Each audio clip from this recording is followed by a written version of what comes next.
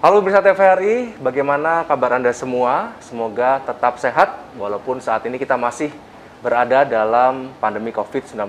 Kali ini kita akan membahas terkait bagaimana kondisi dan perkembangan UMKM digital kita di masa pandemi COVID-19 ini. Saya sudah bersama dengan satu narasumber yang juga sekaligus founder dan CEO dari ralali.com. Sudah ada Pak Yosep Aditya di sini. Apa kabar Pak Adit? Puji Tuhan sehat, Pak. Sehat ya Pak ya? Ya. Harus sehat karena kita masih dalam kondisi pandemi. Ya, Pak. siap. Oke, sebelum kita berbicara terkait dengan bisnis e-commerce dan juga UMKM digital di masa pandemi ini, saya ingin tanya dulu nih Pak, mungkin juga banyak pemirsa yang masih ingin tahu sebenarnya ralali.com ini apa sih Pak? Kami itu, ralali.com itu adalah suatu platform yang bergerak di bidang bisnis to bisnis. Jadi target kami adalah membantu perusahaan, platform ini membantu perusahaan untuk bisa bertransaksi, mencari supplier, mendapatkan pembiayaan, menggunakan platform kami untuk memanage bisnisnya lebih baik, dan juga menjadi center untuk mereka untuk berkembang melalui digital. Ya, jadi itu seperti one stop solution untuk para pelaku usaha. Oke. Ya, Kemudian yang membedakan antara ralali.com ini dengan marketplace lainnya apa Pak? Ya, marketplace kan ada yang C2C, consumer to consumer, terus kemudian ada B2C, business to consumer, ada juga yang seperti kami, yaitu target marketnya adalah pebisnis, pelaku usaha. Jadi ada industri pelaku usaha yang besar dan juga ada pelaku usaha yang kecil. Nah, kami targetnya adalah lebih ke arah tadi bagaimana platform kami bisa mengempower para pelaku usaha yang tadi dua itu ya. Oke. Jadi sebetulnya memang sedikit berbeda Pak ya daripada bisnis e-commerce yang lain seperti itu. Nah, tentunya ketika Pak Adit ini kemudian menginisiasi lahirnya dari ralali.com ini pastinya butuh proses yang lumayan panjang dong Pak. Mungkin bisa diceritakan bagaimana awal terbentuknya dan ide dasar dari terbentuknya ralali.com ini. Baik. Kami berdiri tahun 2014 ya. Jadi idenya mulai dari tahun sekitar 2013-an, di mana waktu itu B2C itu lagi booming. E-commerce wave yang pertama itu masuk ke Indonesia. Jadi mulai orang belanja tiket pesawat menjadi online, terus kemudian orang belanja barang melalui online. Kemudian kami berpikir kenapa nggak ada satu platform yang menghubungkan untuk pelaku usaha, gimana untuk mereka juga mencari kebutuhan bisnisnya di platform itu. Nah, akhirnya timbullah ide untuk membuat satu platform yang menggabungkan itu semua. Dan saya dan partner-partner yang lain memberanikan diri untuk ya udah tahun 2014 berdiri. Ya udah, kami menjadi pionir yang pertama di Indonesia untuk B2B marketplace di Indonesia. Yang pertama Pak ya? Yang pertama. Kemudian respon dari masyarakat sejauh ini terhadap Ralali bagaimana? So far lumayan bagus ya perkembangan kami dari tahun ke tahun. Gitu. Meskipun kemarin mengenai pandemi mungkin ada semua kena impact ya, tapi overall semua termasuknya masih baik. Total dari perusahaan kami itu ada mungkin sekitar hampir 1,5 juta lah user yang udah beregistrasi, semuanya pelaku usaha. Setiap tahunnya 700.000 itu aktif di dalam platform kami, dan mereka juga sudah menggunakan berbagai macam produk yang kami ada, platform kami ya, solusi yang sudah kami berikan. Jadi perkembangannya cukup baik dari tahun ke tahun. Tadi Bapak katakan bahwa sampai saat ini ada sekitar 1,5 juta user di seluruh Indonesia. Apakah sudah sesuai target yang ditetapkan di awal atau bahkan melampaui dari target awal, Pak? Kalau dibilang melampaui target atau mau menuju targetnya pasti pengennya berkembang terus ya. Apalagi kalau kita bilang bahwa berapa banyak sih pelaku usaha di Indonesia? Kan ada mungkin lebih dari 60 juta lah pelaku usaha di Indonesia. Kalau kami masih 1,5 juta, artinya kan masih sangat ruang untuk berkembangnya masih sangat luas sekali. Betul. Dan harapannya ya pastinya paling tidak harus menjadi bisa membantu masih misi kami masih panjang ya, karena harus membantu lebih dari berapa tadi? 50 juta lebih ya yang masih. Tentunya masih banyak target-target lain yang tidak kalah pentingnya, Pak ya. Ya. Dan jika kita berbicara produk yang dimiliki oleh Ralali sendiri di platformnya, apa saja Pak produk-produk yang bisa dimanfaatkan oleh pebisnis-pebisnis di sana? Baik. Ralali kan fokusnya membuat suatu platform ya. Jadi kami ini adalah perusahaan yang bergerak di bidang teknologi. Baik. Ya, di dalam teknologi itu pastinya ada kami menciptakan yang namanya marketplace untuk grosir. Nah, di dalamnya itu ada 12 kategori itu, dari agrikultur, otomotif, macam-macam alat kantor, furnitur dan lain-lain. Yang fokusnya adalah untuk membantu pelaku usaha untuk mencari supplier.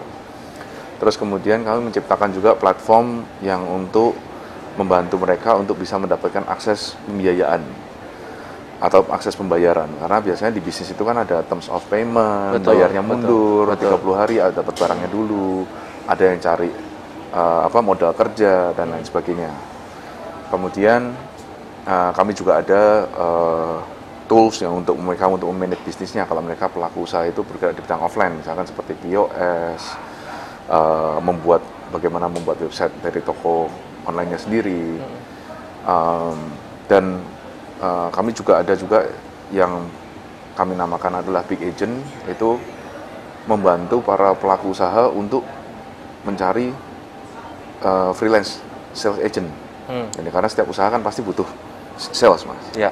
Untuk butuh orang pemasaran. Nah, kami mencoba bagaimana teknologi itu bisa menggabungkan antara pelaku usaha dengan para orang-orang yang bisa mempromosikan. Jadi bisa menjembatani seperti itu, Pak ya? Betul. Jadi kalau misalkan Masnya punya produk, ingin dipromosikan langsung secara masif, nyari sales satu-satu susah, nah, masuklah ke platform kami yang namanya Big Agent. Jadi Ralali menciptakan dari hulu ke hilir, dari cari suppliernya, ngurus bisnisnya, cari pendanaannya, pemasarannya. Nah, itu kami mencoba untuk menggabungkan jadi one stop solution. Gitu. Oke, baik. Nah, itu kan ketika kita berbicara sebuah role bisnis dari hulu ke hilir itu kan tentu banyak sekali yang harus dilalui, Pak ya. Nah, kemudian apakah selama ini ada seperti tantangan-tantangan yang dihadapi oleh rekan-rekan Ralali ketika menjalankan bisnis to bisnis e-commerce ini, Pak? Ya, banyak ya. Karena kan waktu orang kan banyak taunya kan B2C, C2C platform. Jadi pelaku usaha ini pelan-pelan mulai di awal-awal kan berdiri itu masih awam, masih sangat jarang gitu yang melakukan untuk bisnis to bisnis. Seperti yang saya bilang tadi bahwa kami adalah pionirnya di Indonesia yang membuat itu, dan challenge yang pertama adalah mengedukasi mereka. Bagaimana caranya bisa kami mengedukasi para user kami, pelaku usaha itu untuk ada loh platform yang bisa bantuin kamu. Nah, kemudian pastinya juga perubahan flow itu juga berbeda kan, karena kan dari bisnis yang konvensional menjadi online ada trust issue, mereka tidak semudah itu langsung percaya, mereka tidak langsung switch, mungkin banyak yang punya kepentingan. Nah, itu challenge yang kami hadapi di awal-awal. Tapi semakin ke depan sini, ya orang-orang atau mungkin pelaku-pelaku usaha sudah mulai pada mungkin lebih aware ya, karena sudah mulai banyak kan. Dan lebih terbuka mungkin pikirannya, Pak ya? Ya, mereka bisa lebih mereka udah mulai melek, dan apalagi mulai pandemi seperti ini juga mereka udah mau tidak mau menuju ke ya cashless lah society, mulai apapun tatap mukanya juga nggak bisa, jadi harus kontak fisik juga dibatasi, mau tidak mau mereka mulai melek untuk ke digital atau online. Kalau Pak Adit sendiri secara pribadi bagaimana melihat persaingan bisnis e-commerce di Indonesia saat ini, Pak Adit? Yang pasti ini mula-mulanya dari digital itu kan berawal dari informasi menjadi yang tadinya di kertas menjadi teks menjadi online gitu ya. Jadi dari media dulu berubah, terus kemudian dari tiketing yang tidak menggunakan logistik menjadi online tiketing, terus menjadi e-commerce dan terus sebagainya. Nah, kalau misalkan di e-commerce di Indonesia sudah mulai bermunculan lah, C2C udah mulai banyak, B2C juga udah mulai kelihatan banyak. Terus masih ada yang traveling dan lain-lain. Nah, semua punya positioning masing-masing. Ya, nah, kami juga punya positioningnya bahwa nggak apa-apa, kami saling melengkapi. Karena kami di sini adalah, fokus kami adalah di bisnis to bisnis. Target kami adalah bisnis, positioning kami adalah ngebantu bisnis, dan positioning kami sangat clear. Produk-produk yang kami ciptakan juga sangat berbeda dengan yang mereka lakukan. Meskipun mungkin kalau secara produk kategori mungkin ada yang mirip, tapi pricingnya juga berbeda. Karena kan grosiran yang beli banyak lebih murah dibanding yang eceran gitu. Nah, jadi saya melihat bahwa persaingannya sendiri untuk kami cukup blue ocean, dan potensi marketnya masih luas sekali. Baik. Kemudian tadi di awal juga kita sudah singgung bahwa saat ini kita ada di masa pandemi COVID-19. Nah, untuk Ralali sendiri mengantisipasinya bagaimana Pak untuk tetap bisa menjalankan bisnis di tengah pandemi COVID-19 seperti ini? Di awal pandemi memang mau nggak mau ya kita harus berubah ya. Jadi mindsetnya juga berubah, yang tadinya di kantor semua, sekarang ya kami fleksibel lah. Ada, meskipun kami sebagai pelaku online itu boleh masuk kantor, tapi masih banyak kan 90% mungkin WFH. Jadi mau tidak mau kami harus beradaptasi lah dari internal.